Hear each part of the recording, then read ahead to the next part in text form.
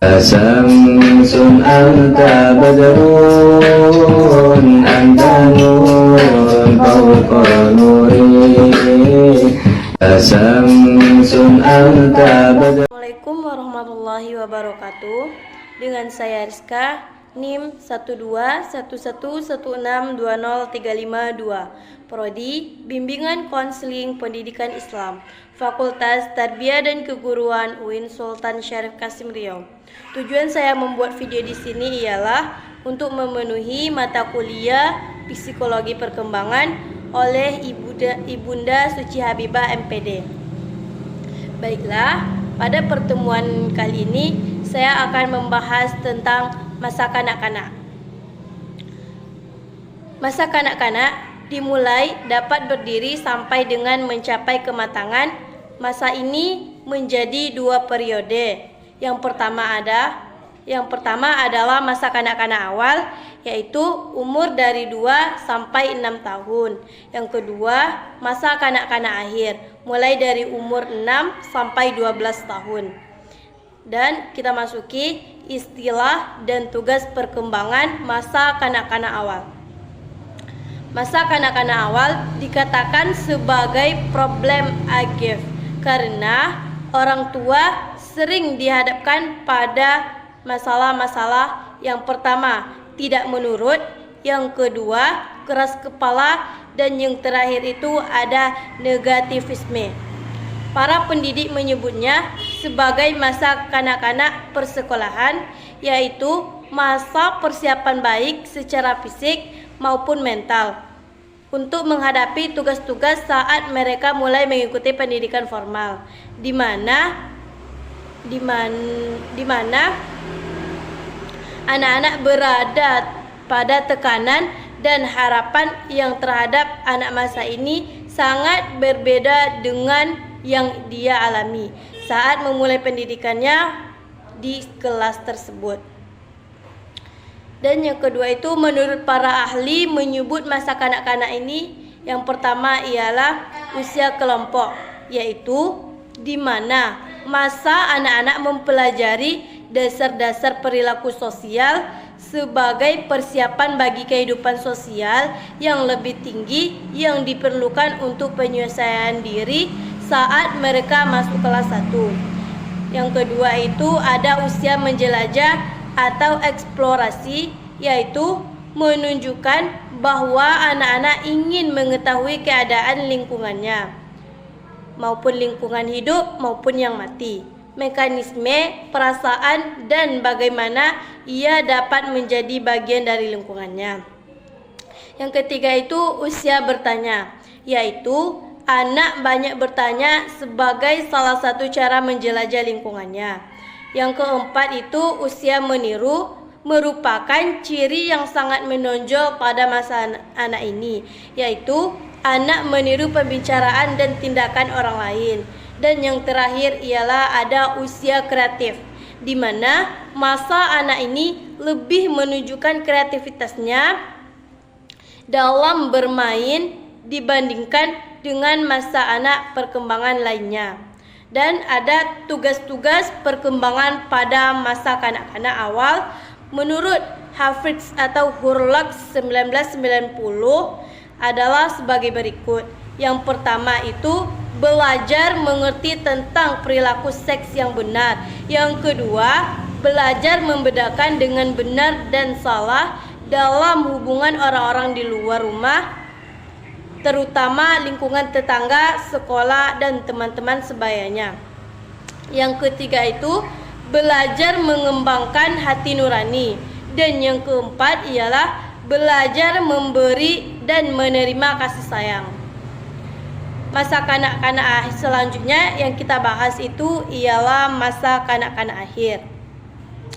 Beberapa istilah diberikan untuk masa kanak-kanak akhir, yaitu yang pertama, masa kanak-kanak akhir dimulai saat anak mau sekolah dasar atau SD, sehingga seringkali dikatakan sebagai masa anak sekolah. Yang kedua itu oleh orang tua disebut sebagai usia menyulitkan dan usia yang tidak rapi. Dan menurut para ahli, masa kanak-kanak akhir ialah usia sekolah dasar, periode kritis, dan membentuk dorongan berprestasi. Dan menurut para ahli, masa kanak-kanak akhir ini ialah yang pertama usia berkelompok, yang kedua usia penyesuaian diri, yang ketiga usia kreatif, dan yang keempat ialah usia bermain. Dan adapun tugas perkembangan masa kanak-kanak akhir menurut Hurlux ialah yang pertama, mempelajari keterampilan fisik yang diperlukan untuk permainan-permainan yang umum. Yang kedua, membangun sikap yang sehat mengenai diri sendiri sebagai makhluk yang tumbuh. Yang ketiga, belajar menyesuaikan diri dengan teman-teman seusianya. Yang keempat, mulai mengembangkan peran sosial pria atau wanita yang tepat. Yang kelima, mengembangkan keterampilan-keterampilan dasar untuk membaca, menulis, dan berhitung. Yang keenam, mengembangkan pengertian-pengertian yang diperlukan untuk kehidupan sehari-hari. Yang ketujuh, mengembangkan hati nurani, pengertian, moral, dan tata dan tingkah nilai. Yang kedelapan itu ada mengembangkan sikap terhadap kelompok sosial dan lembaga-lembaga. Dan yang terakhir itu ada mencapai kebebasan pribadi. Dan adapun perkembangan masa kanak-kanak, yang pertama itu ada yang namanya perkembangan kognitif. Perkembangan kognitif menurut Hurlux ialah yang pertama, subtahap fungsi simbolis. Pada tahap ini, anak mengembangkan kemampuan untuk membayangkan secara mental suatu objek yang tidak ada. Yang kedua, subtahap pemikiran intuitif. Pada tahapan ini, anak mulai menggunakan penalaran perintif dan ingin tahuan jawaban atas bentuk pertanyaan. Sedangkan masa kanak-kanak akhir ialah yang pertama sudah mulai berpikir sistematis, melakukan analisis dan sintesis, tetapi terbatas pada benda-benda peristiwa konteks, yaitu mengembangkan strategi pemecahan masalah. Dan yang kedua, mempertimbangkan hubungan antara suatu kejadian dengan kejadian lainnya, mempertimbangkan bagaimana aspek yang berada dapat mempengaruhi orang lain. Dan ada juga perkembangan bicara atau bahasa. Pada masa kanak-kanak awal, perkembangan bahasa ditandai dengan pengucapan kata-kata. Anak sulit mengucapkan bunyi tertentu dan kombinasi bayi seperti Z, W, D, S, dan G, kombinasi huruf mati ST, STR, DR, dan TI, menambahkan kosakata, membentuk kalimat.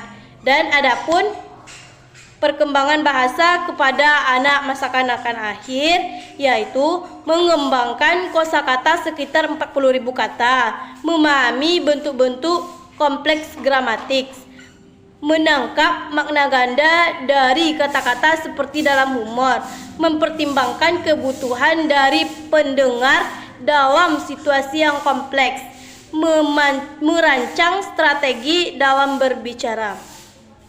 Selanjutnya ada perkembangan sosial. Yang pertama itu pada masa kanak-kanak awal, yaitu ada sosialisasi dengan kelompok teman sebayanya. Dan setelah pada masa bayi, cenderung melakukan permainan yang bersifat menyendiri atau solitary play.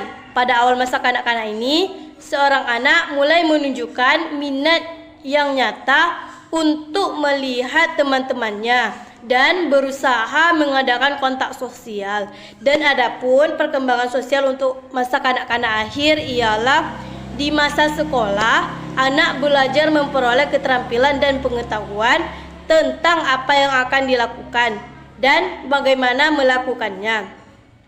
Bila berhasil memperolehnya, maka timbul rasa akan dilakukan bagaimana melakukan kegagalan apalagi diketahui oleh orang dewasa, maka akan timbul rasa rendah diri. Dan hanya inilah materi yang dapat saya sampaikan. Saya sudahi. Wassalamualaikum warahmatullahi wabarakatuh.